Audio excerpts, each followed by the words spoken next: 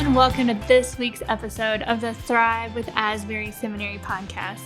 I'm your host, Heidi E. Wilcox, bringing you conversations with authors, thought leaders, and people just like you who are looking to connect where your passion meets the world's deep need. Today on the podcast, I have the privilege of talking to Adam Weber, Asbury Seminary alum, church planter, and lead pastor at Embrace Church in Sioux Falls, South Dakota. We talk about a lot of things in today's conversation: how he experienced his call to church planting and to ministry, how Embrace Church got started, and the release of his newest book, Love Has a Name.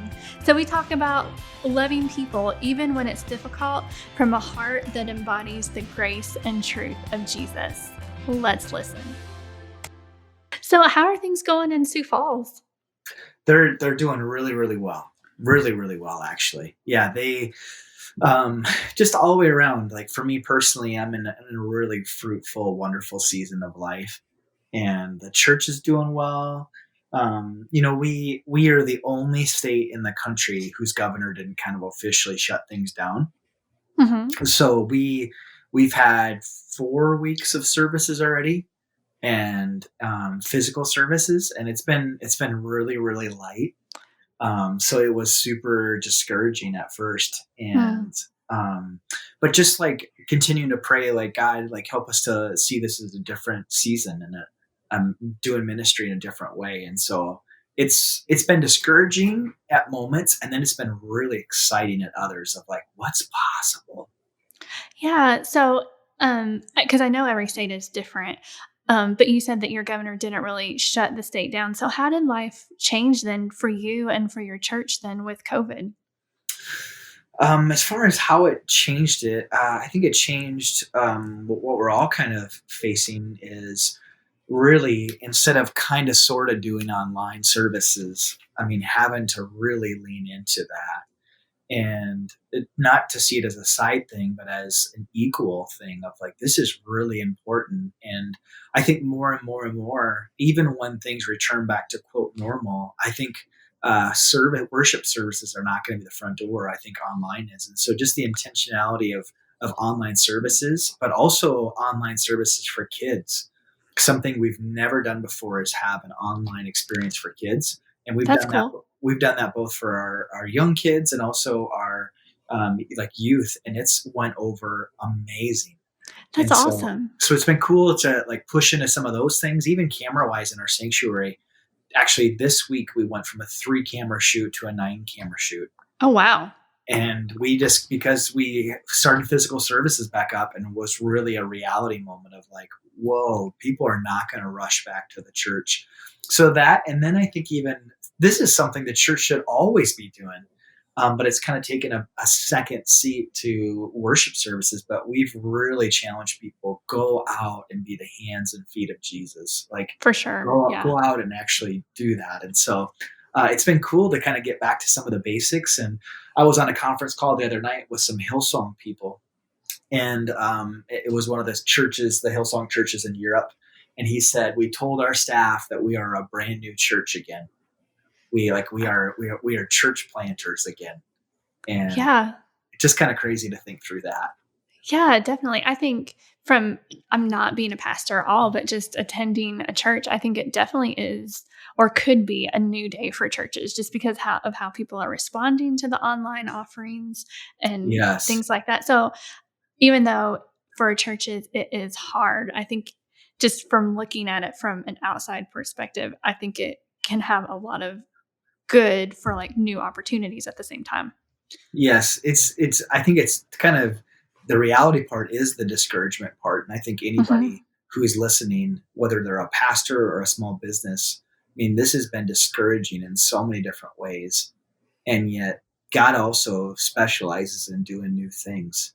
And so what are those new things? And that's the exciting part of what is this going to look like moving forward? Nobody knows. Like for the first time in my lifetime, like legitimately nobody knows what the future holds. Right. And so there's something exciting about that. It kind of levels the playing field, and it's like, okay, let's try things. And I mean, as pastors, I think of some of the things we've tried to change in our worship services and styles.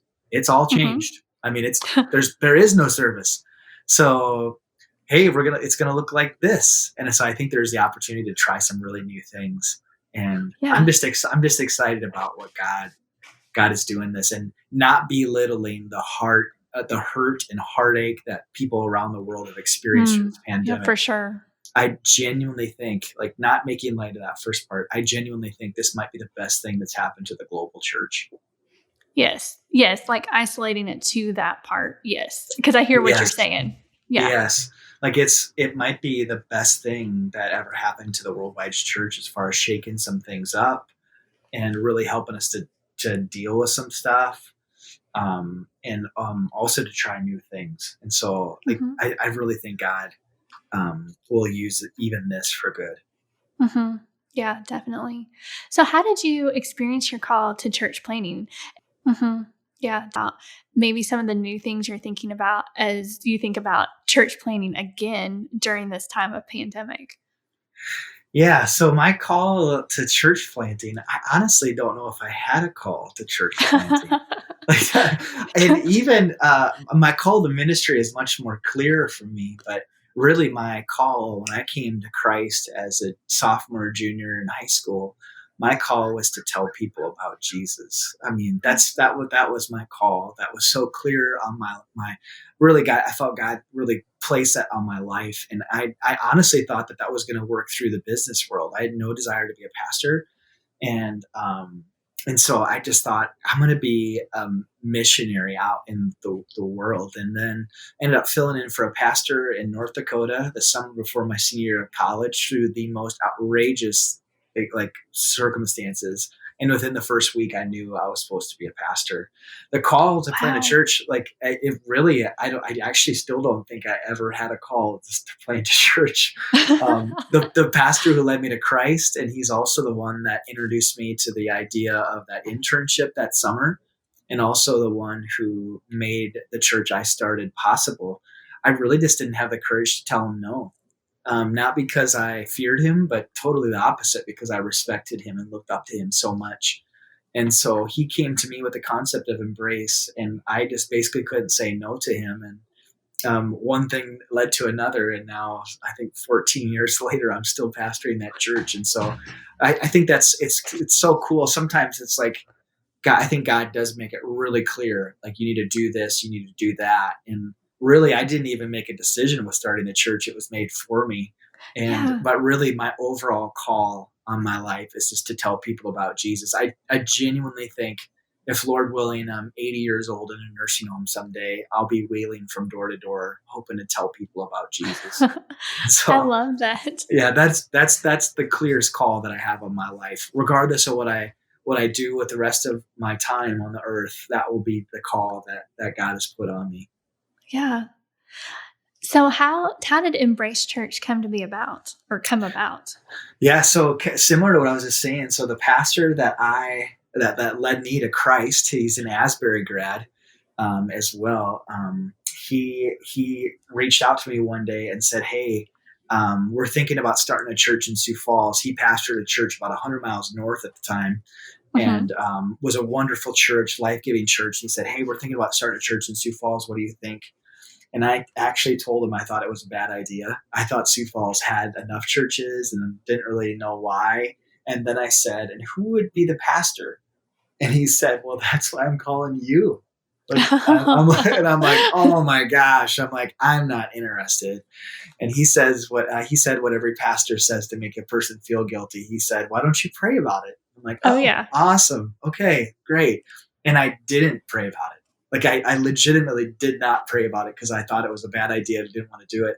Well, he found out that I was coming back. I was in Wilmore. He found out I was coming back to do my brother's wedding just for a weekend. And so he reached out and he said, "Hey, I hear you come back to South Dakota." And I'm like, "Yeah, for the weekend." And then I'm going back. I'm going back to Kentucky. And he said, "How about this? How about you send an email and I'll send an email, and we'll see who's interested and who shows up and is interested in a new church." So that night, it was Labor Day weekend, 2006. Um, I showed up. Roger showed up, that pastor. I, again, did not want to pastor a new church. And 32 other people showed up that night too. Oh, And wow. they were all jazzed about starting a church. And I'm like, oh, okay, well, I'm not really, you know. And through the craziest, I mean, after that night, Roger said, once a month, we'll pay for you to come back, do a worship service. And then when you're finished with seminary, you come back and pastor it full time. And Oh, wow. that's exactly what happened. And early on, the first 3 years of the church, we really struggled to grow. And we were almost closed. And through those first 3 years, I can remember praying, God, this wasn't my pipe dream. This was yours. And so I don't need to sustain it because it's you. I'm just the vessel. I've been told I'm just an instrument. And again, this is your idea. So Yeah. you're gonna provide. And he did. And we went into 9 or 10 years of back to back explosive growth. Outreach 100 year after year after year, the whole 9 yards. And in that season, it was so good to remember, God, this wasn't my pipe dream. This was yours. And Mm, so mhm. on this part of the story, like where everything is up and to the right, and I'm speaking at major conferences and whatever else, only you can take the credit for this. I can't. And Mm, so yeah. what was weird, those first 3 years, it's what brought me confidence to keep going. And during that explosive season, it's what kept me on my knees and brought me humility. Mhm. And Yeah, then, yeah, so it's just kind of crazy how that works out. yeah, I love that because for me personally, it can be easy to take the credit when whatever I'm doing is going well and forget that I needed God in the very beginning of it. You know what I mean? So Yes. I love that spirit that you have about that. Yeah, it's like God so clearly said, Adam, I've been taking care of you and providing for you the entire time. Don't for a second think it's because of you. Yeah. And it was just this wonderful, like sweet reminder of all that God had done. Yeah. Yeah, definitely. So were there specific moments when you felt like God was really equipping you to plant Embrace? I mean, after you got there? I think there's so many things that I look to. One of the things I didn't realize was until I spent a few years in Kentucky, how uniquely wired I was to reach people outside the church in South Dakota. So Mm, a majority of South Dakotans, I'm going to generalize here big time, but a majority of South Dakotans are Lutheran, Catholic, Methodist. And I grew up Lutheran. All my extended family is Catholic. And there's not much emphasis on a relationship with Jesus mhm, and very little emphasis on hell here. So, mm, I mean, kind of like, how are you made right with God? To most people here, they'd say, get baptized, confirm, be a good person, and go to church. mhm. Well, in Kentucky, I always joke, if you ask someone in Sioux Falls, South Dakota, who's going to hell, they'd give you a puzzled look, and they'd say, maybe somebody who murdered a bunch of people? Like Yeah. question mark? If you asked that question in Kentucky, you would get a very clear answer. Oh, I Like, know. I feel like conversations and sermons about hell traumatized me as a child. I was yeah, terrified of it. in Kentucky, there's billboards that say "repent or burn," basically, and For real. there, like, there's very much like, I know I need to get right with God. I know I need to go to church. I know I'm living a sinful life. Like, I know we don't have that at all in South Dakota. And Wow. so, and we might look exactly the same. And I didn't realize how uniquely wired I was to reach people outside the church in South Dakota. It was me. It was my story. It was the same thing. So that was just a moment where I'm like, God, you've uniquely wired me to reach people in this area. Because their story in so many ways is my story. I think Mhm. other ways that he's equipped me was just a passion for the lost. Just really realizing how broken and far I was from God. It made me desperate to tell that person who was looking for Jesus and didn't even know it. I think that was Mhm. a part of it. I also even look at my college degree. My degree was a business with marketing emphasis. And I've always been passionate about marketing. And I can remember when I went to seminary, I'm like, gosh, I wasted my undergraduate. Mm, And mhm. in hindsight, it was like, no, you actually did the best undergraduate possible. You're going to plant a church. You need to get the word out about this. We have the greatest news that's ever been told. And in church world, marketing and strategy is a sinful word. Um, don't, Yes. and if that's true, I'd encourage that same person to never read the book of Acts because there's strategy throughout all of it. Paul goes to major hub cities. He goes to places where there's all kinds of travel, all kinds of culture. I mean, he's being very, very strategic. And so, again, really just to say it for that person, if you don't like strategy, you're not going to like the Apostle Paul. And Hmm. so, using that wisdom that God has given us, whatever it looks like, leadership, marketing, counseling, whatever that looks like, I think just tapping into that. And that's really what God tapped into me. He's like, no, you did not waste your undergrad. I was equipping you for ministry because you're going to get this awesome foundation at Asbury. You're going to learn the heart of the gospel, the heart of the book of Philippians when you focus on that for a class. Like, you're going to learn all this rich stuff, and this marketing degree is going to come side to side. Another last little thing that I think is just so cool about God. As a little kid, my mom would often play hymns at nursing homes, and I would be the one who would help different residents at the nursing home find their page in their worship hymnal. And I Hmm. think it's so crazy that at the time I wanted nothing to do with God, and I struggled for years with kind of running from God. But it's so cool that God was developing in me a heart for worship and how to lead worship, even as a little boy, helping people find their page in a hymnal. And I think that's pretty cool. Of just like, Yeah. God, you were equipping me even when I was just a little tyke. Yeah, I love looking back and seeing how our lives and our interests and like helping our parents do what they were doing kind of then Yeah, sometimes come to align with what when we discover who God made us to be, it all kind of lines up. I love that. it does. It's so cool. God's just he's just writing such a beautiful story in and through all of us. Yeah. Yeah. So how did your because I mean and I talked to you a couple years ago because your church was named one of the largest or fastest growing churches in the United Methodist Church. How has so I mean you had great things going on. How has your church changed because of the pandemic? Like I know we talked about the online services, but how else have you guys had to adapt to this time? Yeah, I think in so many ways. Again, really just being honest about the discouragement. One of my kind of close right hand people said, this is like 3 weeks ago, he said, I am struggling big time. Every part of ministry that I love has been taken away. Yeah. Just the large room gathering and worship, leading groups in person, a lot of that has changed. And I think that so some of the methods have changed, but the mission has not changed at all. And so I think really thinking outside the box with, we do something at Embrace called Run Projects. It's where you can apply. If you're a part of Embrace in any way, you can apply for up to $2,000 to go do something awesome for someone other than yourself or a family member. That's And so so, cool. yeah, so we're constantly, I mean, each week we're approving thousands of dollars that go out the door, which is so cool.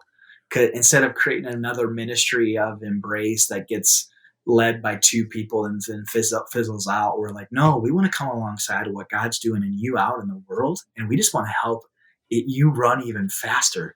And so we've really been encouraging people to do run projects of like, hey, just go do things. For me personally, I've been a part of flipping a teacher's lounge. We did that this last fall. I've been a part of doing a yard cleanup for one of my neighbors.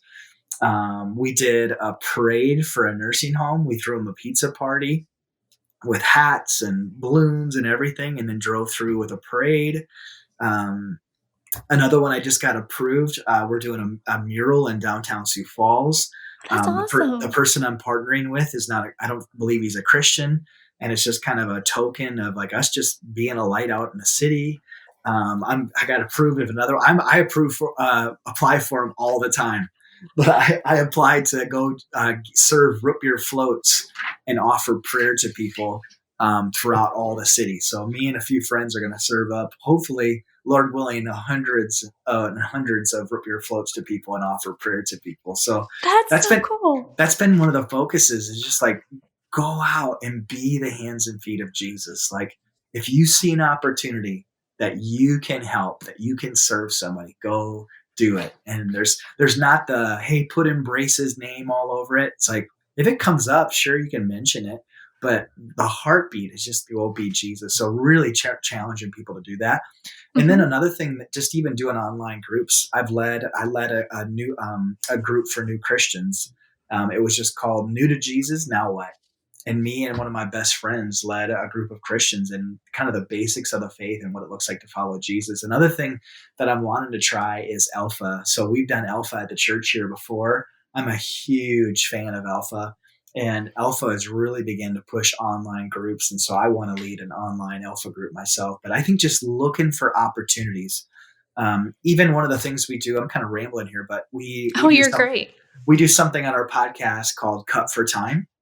And we've done this for close to 8 months. So it was pre-pandemic, but it's a simple episode each week of what got cut from the message because of time, or what conversations and questions came up after the message. Like, did somebody ask, like, hey, I kind of wish you would have talked more about this or about that, or just any little nugget that you wished you could share. So we do that. We do an episode after each message later in the week that we talk about what was cut for time. Well, now we've been doing those on Facebook Live at the same time. So we record them for the podcast, but we also do them on FaceTime or on Facebook Live. And it's been so cool just to see the engagement there of people tuning in and like, oh man, this is live right now.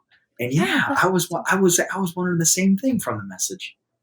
That's so cool. And so your podcast is the conversation with Adam Weber. Is that right? Yes. Yep. We have one. I have that one for myself. And then the Cut for Time one is on Embrace Churches. Yeah. So that's on the Embrace Church one. But yeah. And we will, we do show notes and everything. So we will definitely link all that out so that people can hop on and listen to an episode and hopefully subscribe to you as well. That's wonderful. That's fantastic.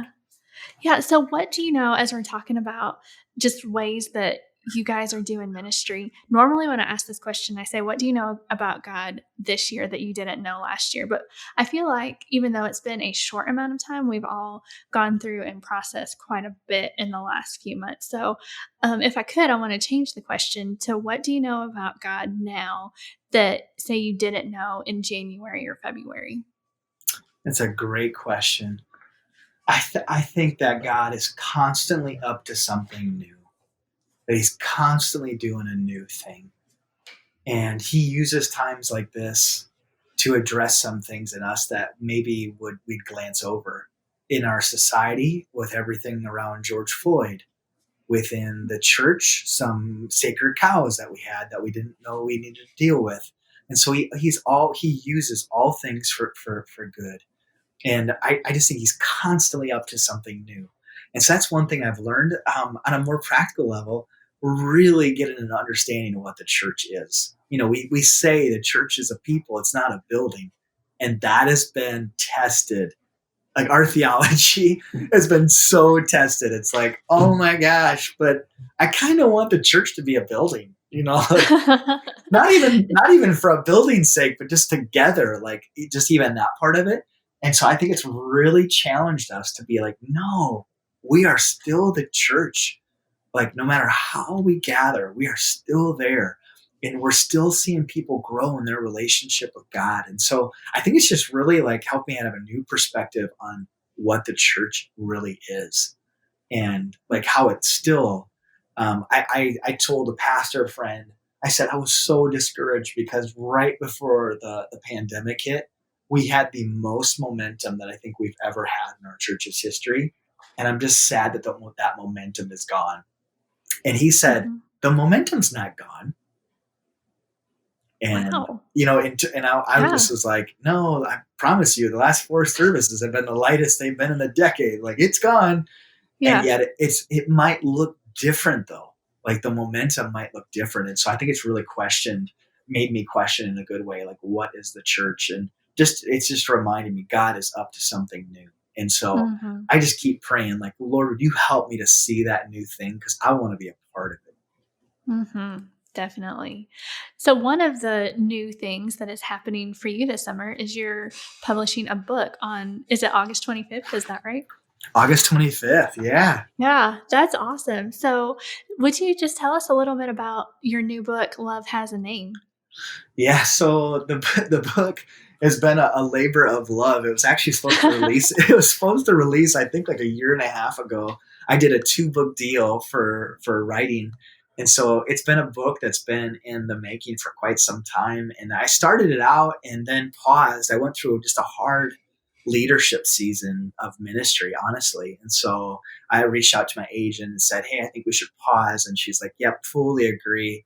And so coming out of that season, I began to work on it again. And it was so crazy because I knew the overall concept of the book of just what does it look like? What does it look like to love others like Jesus? Like, how do we love people like Jesus? So I had the concept, and then I come out of this season where I've never struggled to love people more.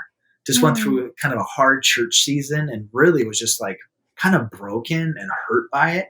And I was just like, I don't want to love anyone. And now I'm going to write a book on how to love people.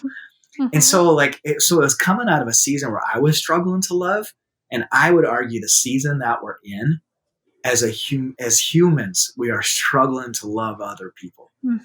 You know, like it's such an interesting thing in society right now. Love is a word that we're quick to hang on banners and quick to be the mantras of our lives. Like we're quick to shout love, love, love. And yet I would argue we've never been so divided. We are never so quick to draw our lines in the sand and like, hey, if you don't agree with me, I cancel you. And it's like, oh my gosh, we're shouting love while our lives and our words and our actions and attitude are anything but that. And then, so it's like, oh, that stinks. And then Jesus comes along and he's like, oh, by the way, guys, loving God and loving others, it's the two most important things. It's like, oh my gosh. Okay, so this is really important. So that's really where this book flows out of is what does it look like to love like Jesus? And so the book, it's kind of an interesting layout. Every chapter is the name of a person. And it's the name of a specific person who's either loved me or I've tried to love them, combined with a similar person that Jesus has loved. And so each story is just some of the stories are hilarious. Some of them are kind of heartbreaking. None of the people that have a chapter named after them are famous. None of them have platforms.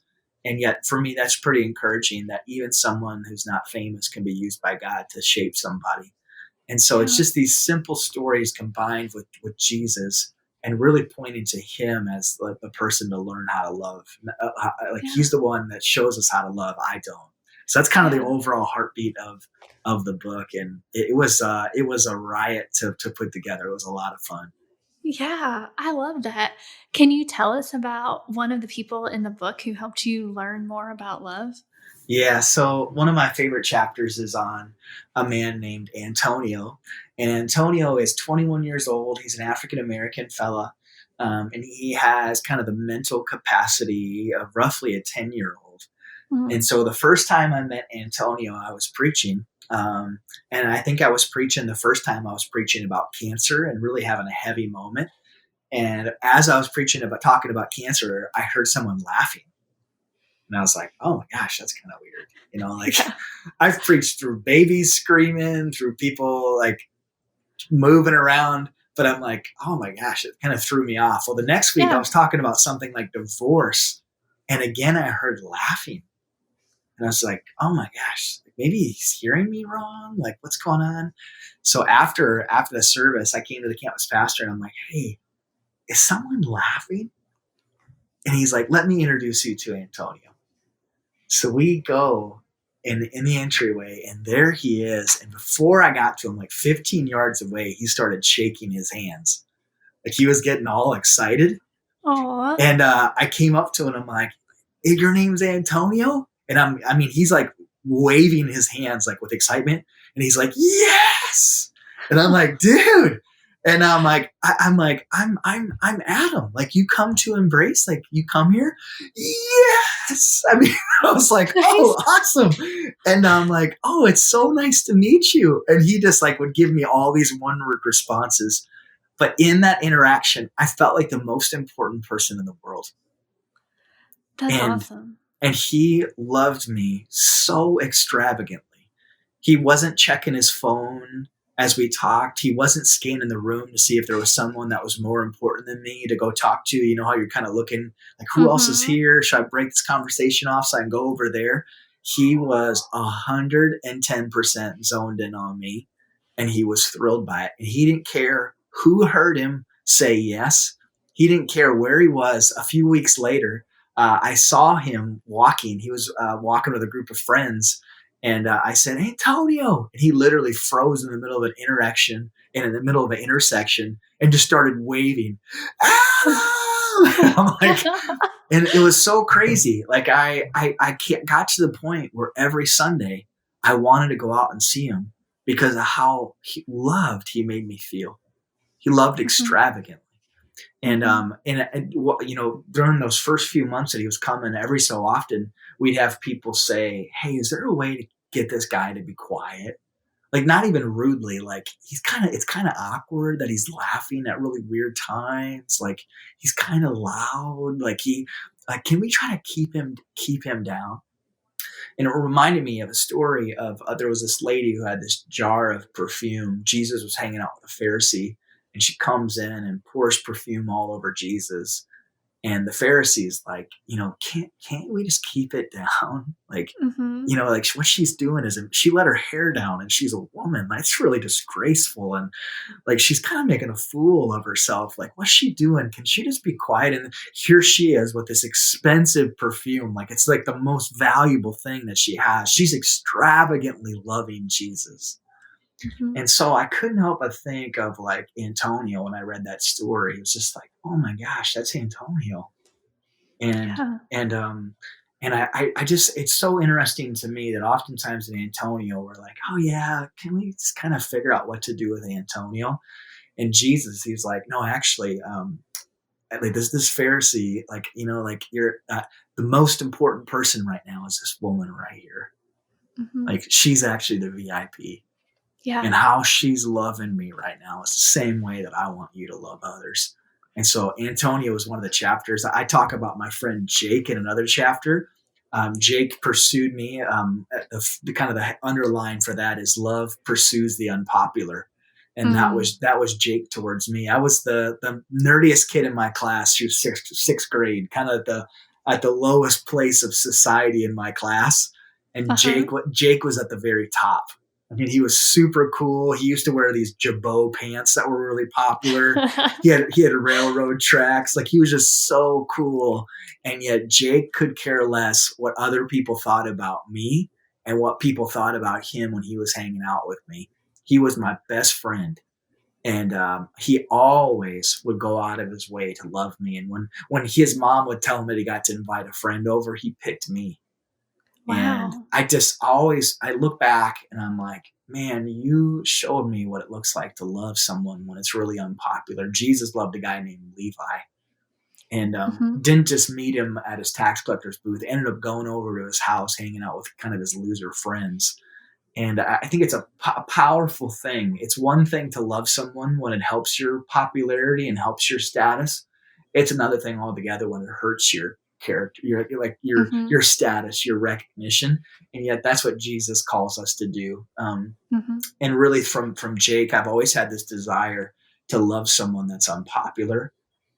It's easy to be with someone on their best day. It's like Jesus to be with someone on their worst day.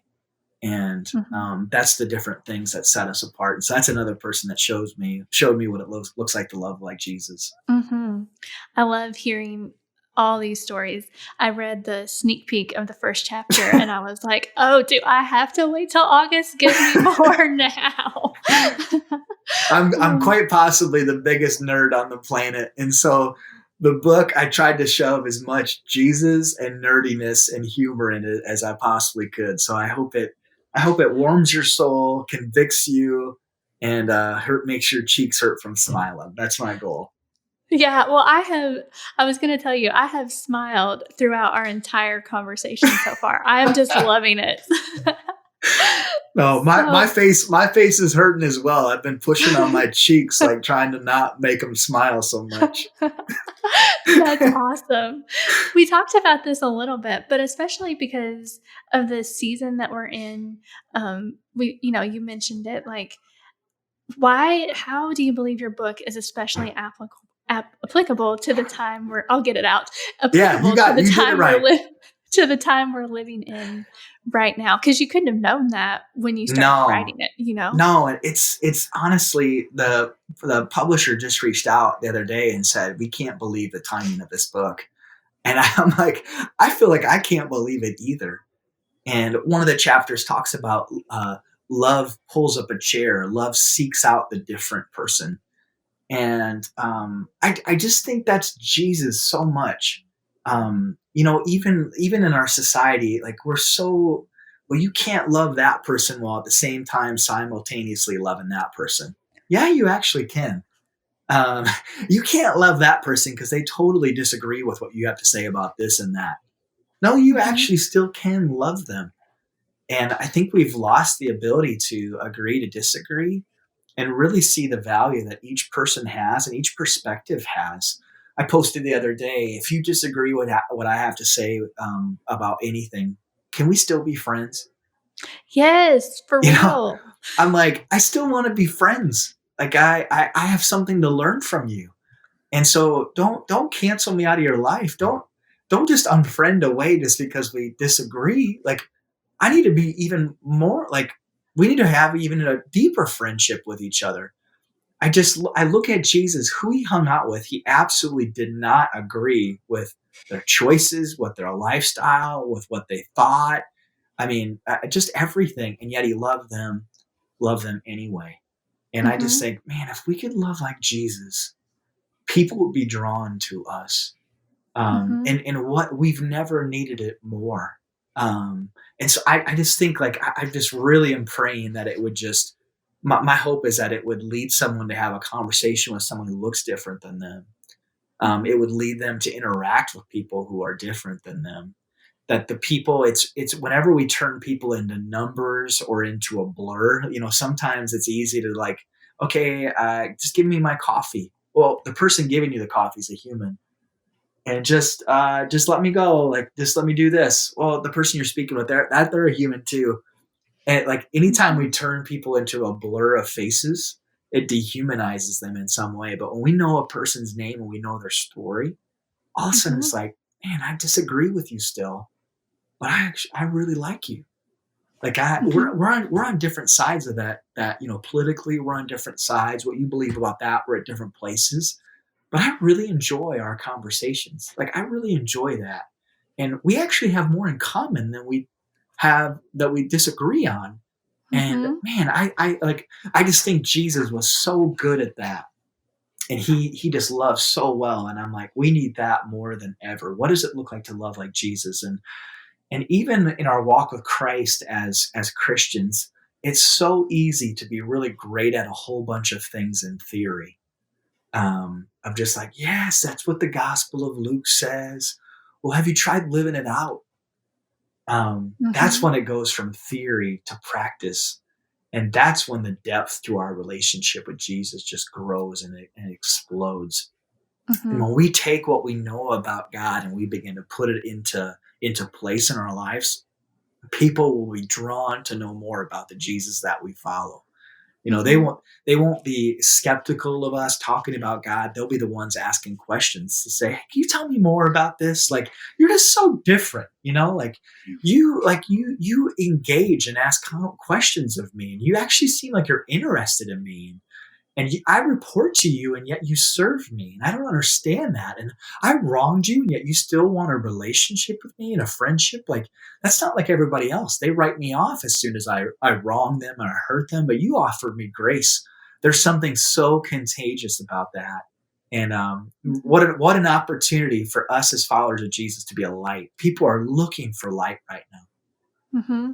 Definitely. What is so significant or the importance of knowing somebody else's name as we learn to love them and learn their story? It just kind of like what we spoke about. It acknowledges that a person's a human, and it acknowledges that someone has value. It acknowledges that they do have a story. And I think for anybody that's hard to love, if you have a person that's just really hard to love, maybe just ask them a few questions. First off, they're probably going to be taken aback by the fact that you're asking questions to them. It's like, I'm rude to you constantly. Why do you want to hear about that? Why do you want to Mhm. hear about my weekend? And all of a sudden, you begin to know more about their story. Just even, I have a neighbor. I'm actually not sure where he lives. He walks by my house probably 8 or 9 times a day. His name's Bradley. He's a Native American fella. who struggles big time with mental health, and it can be a hard relationship. He can be a hard person to love, just to be honest with you. Probably about Mhm. 60% of the time he's intoxicated. Sometimes he gets angry, and I don't even know why. We haven't spoken. Like, he'll just walk up and be angry. But the other day, I just asked Bradley, I said, do your parents live locally? And he's probably my age. He's probably 30 something. And he's like, oh, they live on the west part of the state. And I'm like, oh, I was like, do you have a relationship with them? And he's like, yeah. You could just tell he could not believe I was asking about his parents, you know? Mhm. And he's like, yeah, well, yeah, my mom lives here, my dad lives in this other place. And I'm like, oh, they seem like pretty good people. Like, are they good people? And he said, my mom, she's a really good person when she's not drunk. Oh.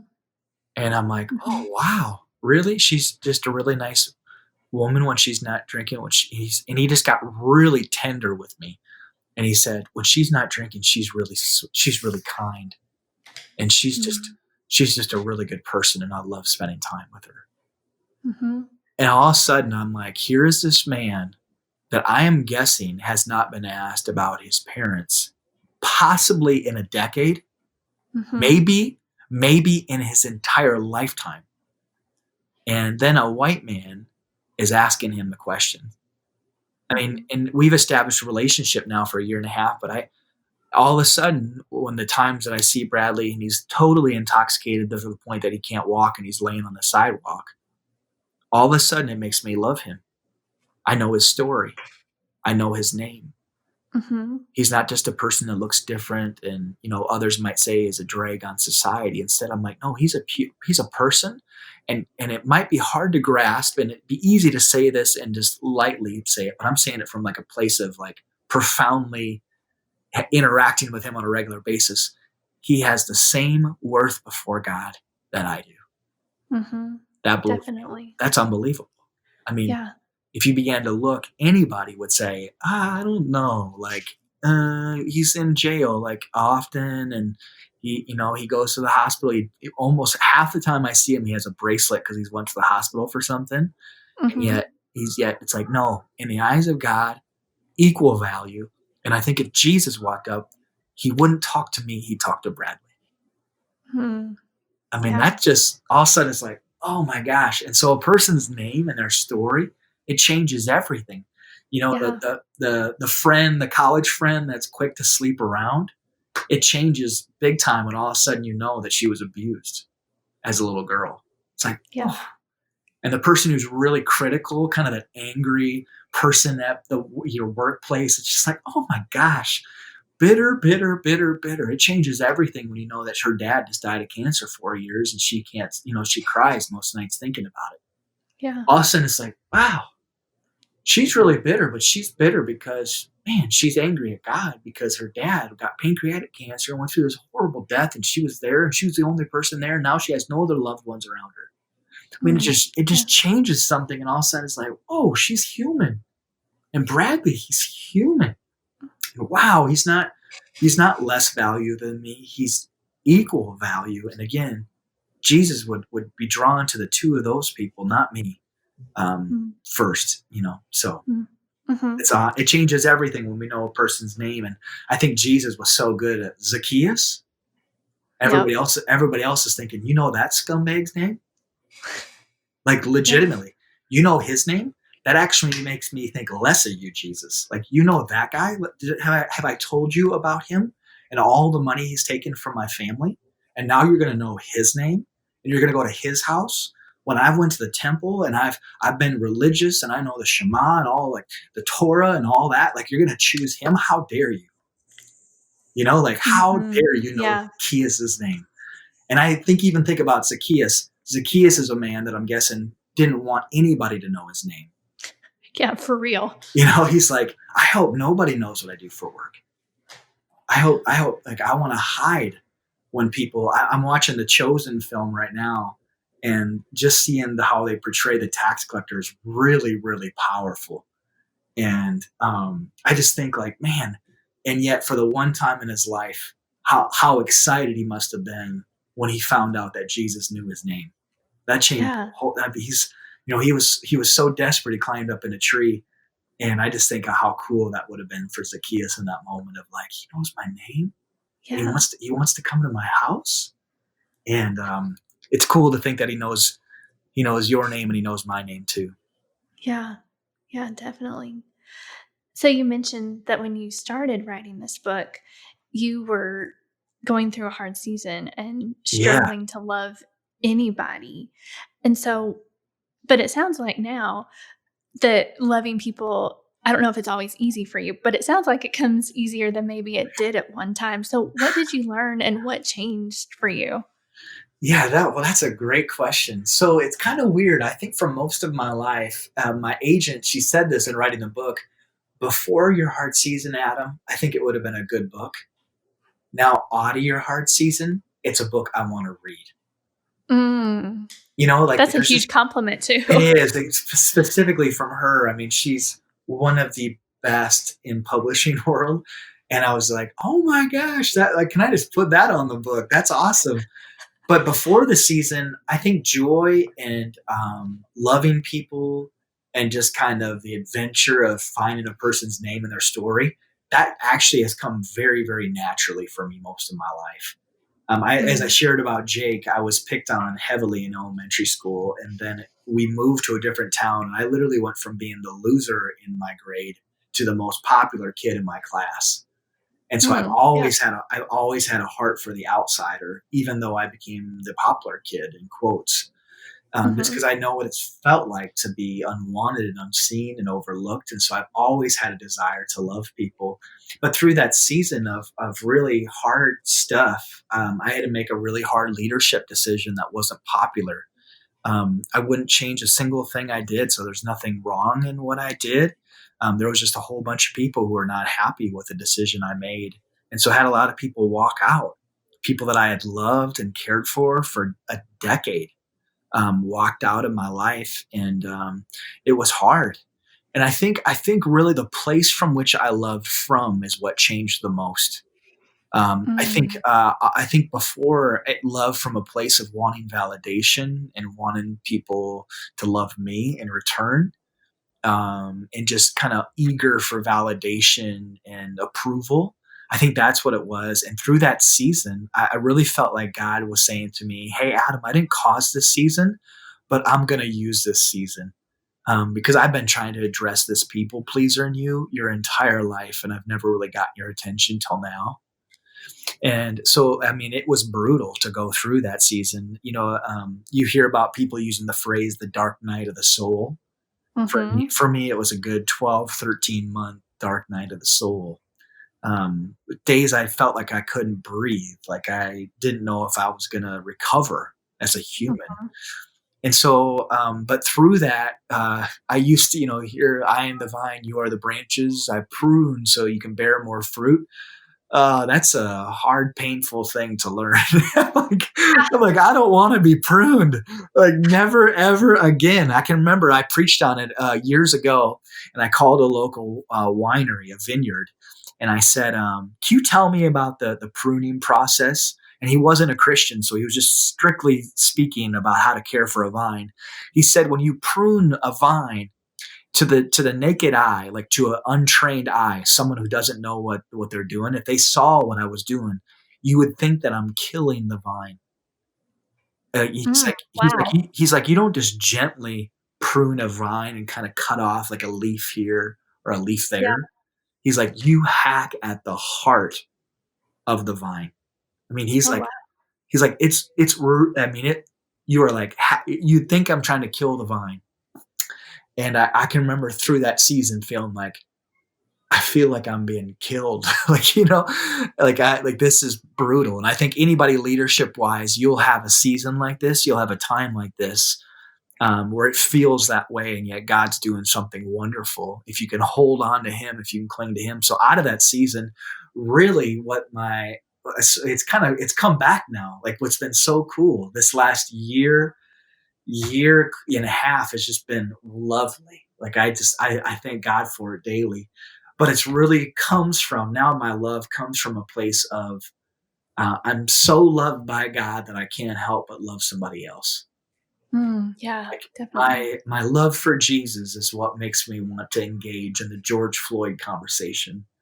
My love for Jesus is the reason that I want to hear the story of Bradley. And even after he gets angry at me randomly, it makes me want to open my door to him the next day. It's because of the love of Jesus that I want to extend grace to the Pharisee. It's the reason that I want to extravagantly love other people. It's because of who Jesus is. John refers to himself as the one he loves, and I want that for me. Like I want to understand. Like my first title is the one that he loves, and that begins to change everything. Yeah, that's beautiful. So I watched the trailer for your book, and you had like a talking table. I don't know what else to call it, but you had just an empty chair. Did you really do that, or was that just for the promo? uh, I've really done that many times. I love that. That's awesome. You can use the word awesome. You can also use the word bizarre for it. So I think I those two are closely related closely, words. yes. So this was really out of that hard season, to be honest with you.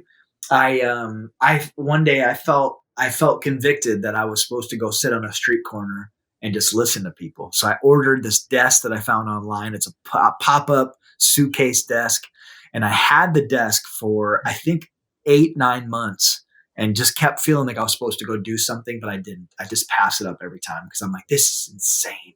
Who would do such a thing? Not to mention, I'm guessing a whole bunch of people who know me will be like, Adam, what are you doing? While I'm Right? That's sitting, the worst to have to do it in your hometown, right? yeah, in my hometown, where a bunch of like professionals who attend my church will walk by because it's downtown. And one day I literally prayed, I'm like, God, because I had in mind, I have to sit underneath a tree of some kind or under shade because I'm as white as they come, I'll burn. And so I prayed, I'm like, God, if there's a parking spot right next to one of these two locations that's open, I'll do it. So the Uh-huh. first one I drove past, I'm like, it's full. There's no place to park. Yes. I get to Yes. this, I get to the second place, no option. And so I sheepishly set up my stuff as fast as I can. So I have two chairs, my pop-up desk. I got a bobblehead. I got a picture of my wife, and a plant that I bring out because I want it to be a desk. And then I got a little sign that says, need to talk, grab a seat. And so I get put in place and I get my laptop out and I'm working with my head down because I'm like, maybe if I put my head down in my computer, no one will realize that I've got a makeshift office on the street corner. and so, Mhm. and so at first I sit down and I had a lot of people be like, hey, that's really cool. Hey, that's really cool. Like, what's the strings attached? How much do you charge? Blah, blah, blah. And I'm like, it's free. Why are you doing this? I have no idea. And so, and the first man who sat down, I'll never forget this. And I've done this probably, it's more times than I can count, 20 times, 25 times. Mhm. And I'll do it for hours at a time. And the first guy who sat down was probably 50 some years old. And he walks, he's like, so you can grab a seat? And I'm like, yeah.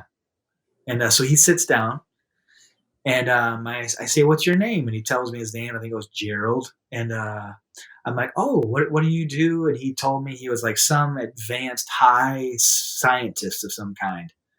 And I'm like, oh, that's great. And he said, I'm just waiting for my son.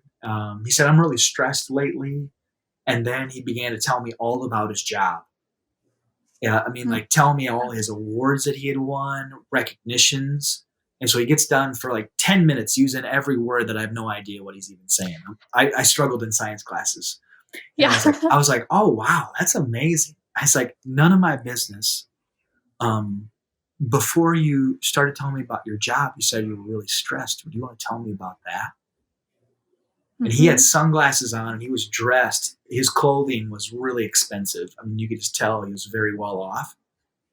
And all of a sudden, he started sobbing in front of me. Wow. And he's like, I'm so sorry. I shouldn't have sat down. And I'm like, no, are you kidding? I got a sign that says need to talk. I'll listen. And he's like, I'm embarrassed. I can't believe I'm. And I'm like, no. I was like, man, I had a good cry last week. We're in the same boat. Like, Yeah. so for 10 minutes, cried in front of me. And he said, I don't know what's wrong with me. I've been having panic attacks, and I'm highly anxious, which is why I'm in town. I'm actually staying at my adult son's house, and I just don't know what's wrong with me. And we talked, and right kind of close to the end, I said, have you ever thought about inviting God into this? And he starts bawling again. And he said, you think God would want anything to do with this? And he pointed to himself. He's like, you think God would want something to do with this mess? With me? And I said, actually, I don't think I said, actually, I know. Even in our darkest valleys, that God is with us. He just started bawling again. Yeah. I said, Gerald, even right now, in all this crap that you're walking with, and this darkness, I said, I can just feel it around you. Like, it's dark, isn't it? He's like, it's so dark. I don't even know what's wrong with me. I said, even right now, the Lord is with you. And I was like, no pressure. I was like, would you mind if I prayed for you? And he's like, I'd love that. We prayed, we talked. His son's work time came up, so it was time for him to go see his dad. And he stood up. Again, here's this guy who I don't know what kind of car he had, but he had to have a nice one. He said, I walked by you before I sat down. I was on a walk because I was really struggling with anxiety.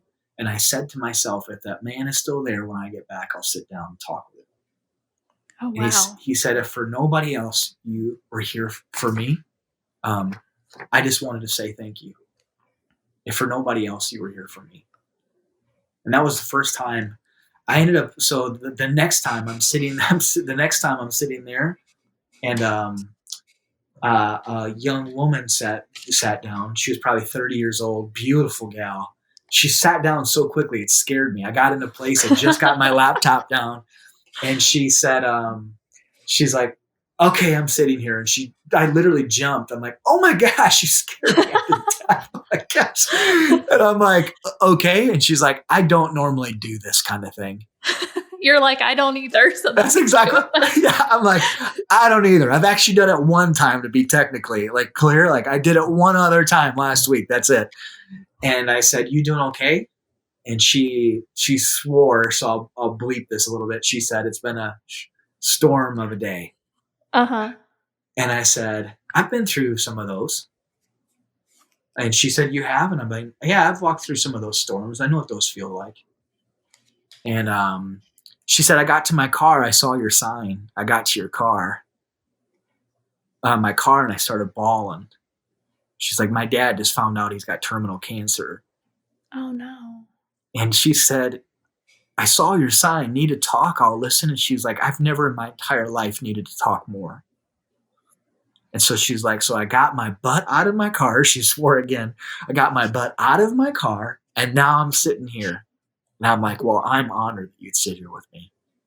Yeah. And so she just talked, and I listened, and I was like, hey, there's no pressure that this might be weird. I just want to share this Bible verse with you. And she's like, that means so much. And she said, my dad's just so scared. And I'm like, well, it is. It's scary. It's scary. And I said, I don't know how much you know about God, but I'm so thankful he's always with us no matter where we're at. There's actually no place we can go that he's not already there. And so I said, for your dad. And she said her little brother was really struggling with it too. He just graduated high school. I was like, even for your brother and for you, there's no place you can go that God's not already there. I was like, isn't that so wonderful to know? And she's like, that's so great. And so I ended up praying for her. And I mean, it was just like, it was so bizarre of just how that same day somebody walked by, this random looking guy. He's like, thank you. He's like, every single one of us humans needs to talk and be listened to.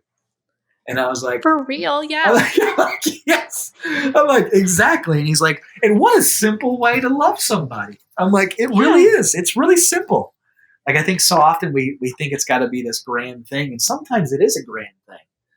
We think we got to give money, and sometimes we need to give money. We need to Yeah. serve somewhere, and sometimes we do need to serve somewhere. But sometimes it's as simple as just listening to another person and hearing their story.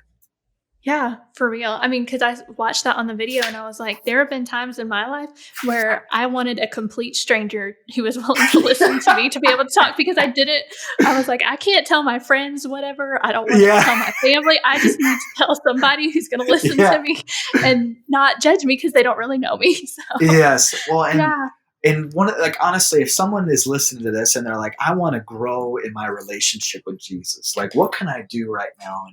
And I would specifically say this for the person who knows all the right Bible answers and stuff.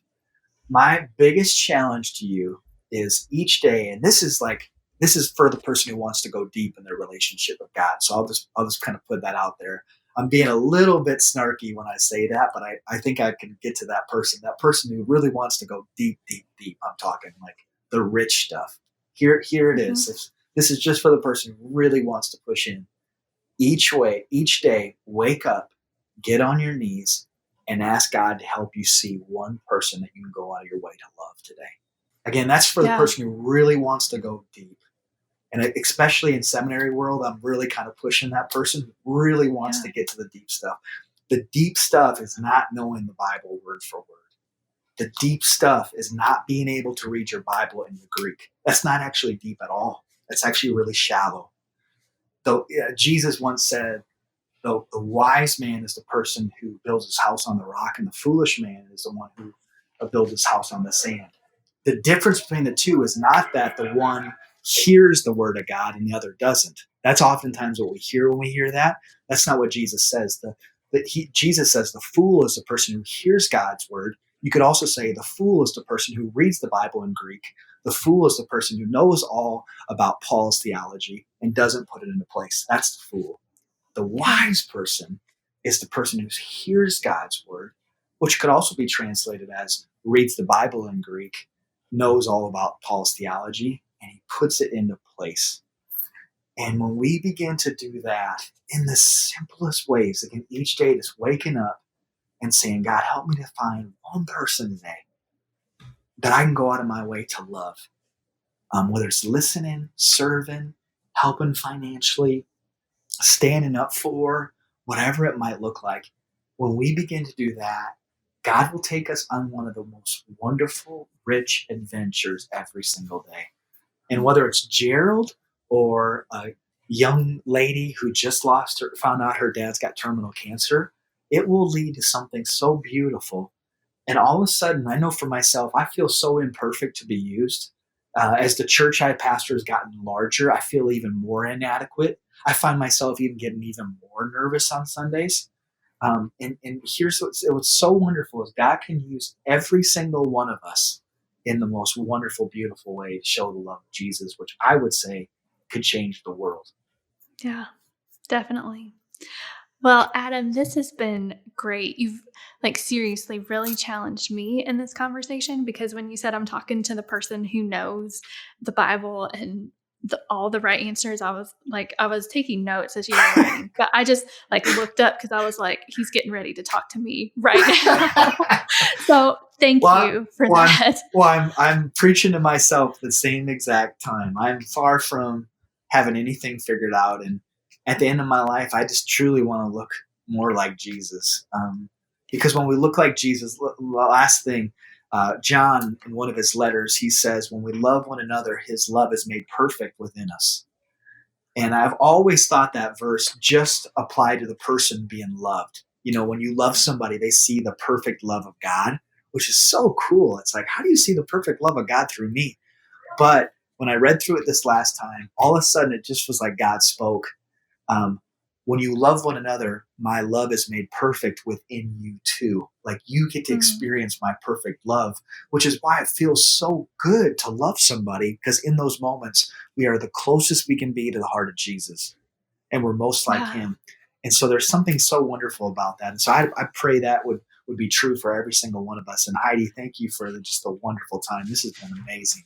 Oh, yeah. Thank you so much. We have one last question that we like to ask everybody as we wrap up the show. So, because it's called the Thrive with Asbury Seminary podcast, what is one practice? It can be spiritual or otherwise, like binging on Netflix, whatever is working for you right now, that is helping you thrive in your life right now. Oh, so good. For me, it's really been two things. I mentioned one of them. It's really been just time with God, which sounds crazy. Through the virus, it's really changed my schedule a lot. Usually I drop my kids off in the morning at school, and so I need to drop them and be there at a certain time. Well, now I've been able to leave the house early, and I go and sit at a coffee shop, and I start, before I even read the Bible, I just sit there in silence, and I just listen to the birds, and I still my soul. And then I begin to read God's word, of just that extra time of just looking around, noticing people who are walking by at the coffee shop that I'm at, like just really taking in and being quiet, and allowing myself to really open my soul up to hear from God. That's one specific thing. The other thing is the thing I've just mentioned. More than any time in my life, I've just been praying, God, can you just help me to see one person a day that I can go out of my way to love? And it has been, I mean, some of the stories I have right now, I'm like, I can't make this stuff up. And it's not been anything like, oh, look at Adam, look at Adam. The whole time I'm just like, look at you, God. Like, this is such a crazy thing. And I've just seen so many different aspects of who God is through it. So that'd be the second thing. Just waking up, praying, God, help me to see one person that I can love today. Yeah. Can I ask you one more question? I know I said that was the last one. Yeah, no, this is great. Fire away. Yeah, but you mentioned like the second thing was praying to help you see one person that God would have you love specifically that day. And your first book was talking with God, what to say when you don't know how to pray. Yeah. So why do you think it's significant that you learned and wrote about prayer before you started talking and learning about love? Oof, that's a great question. It wasn't super intentional. But I really think it's the next step. Like, it's prayer is really where you come to love God. Like, and you really grow in that relationship with Him. And this second book is really about loving others out of that love from God. And so I think it's pretty cool. When I began to think about it, it's like they really build off each other in the kind of the most full way of just like, oh my gosh, because of that, now we're able to love well. And I mean, it's even really where that prayer came from in my own soul was what I learned as I began to process and write the book. It's really where that prayer came from of, Lord, would you help me to see one person that you want me to love today? Mm-hmm. And really prayer not just being a specific time in our day. Sometimes we have more intentional prayer times for sure, but really it becoming something that's throughout all of it. Mm-hmm. Yeah. That's awesome. Adam, thank you so much. I can't tell you how much I've enjoyed our conversation and just the chance to get to touch base with you again. So thank you so much. Oh, thank you too. Like, I'm a huge fan of everything Asbury's doing, and Heidi, you're fantastic. My cheeks are still hurting. I wasn't able to overcome. So just thank you for your kindness, and thank you for the ways that God is using you and the ways that God is using this podcast. It's awesome to think about the people who are touched, and I pray anyone listening today was encouraged. Oh, well, thank you so much. Hey everyone, thank you so much for joining me for today's conversation with Adam Weber. I don't know about you guys, but I could not stop smiling from ear to ear the entire time we were talking. So I hope you guys enjoyed the conversation as well. And his book is releasing on August 25th. So if you haven't already done so, go ahead and pre-order your copy today. It'll totally be worth it. I've read the first chapter and it left me wanting more. So go ahead and order that from your favorite online retailer or local bookstore. And if you haven't already done so, I hope you'll go ahead and subscribe to this podcast. And as always, you can follow us in all the places on Facebook, Twitter, and Instagram at Asbury Seminary. Until next time, have a great day, y'all, and go do something that helps you thrive.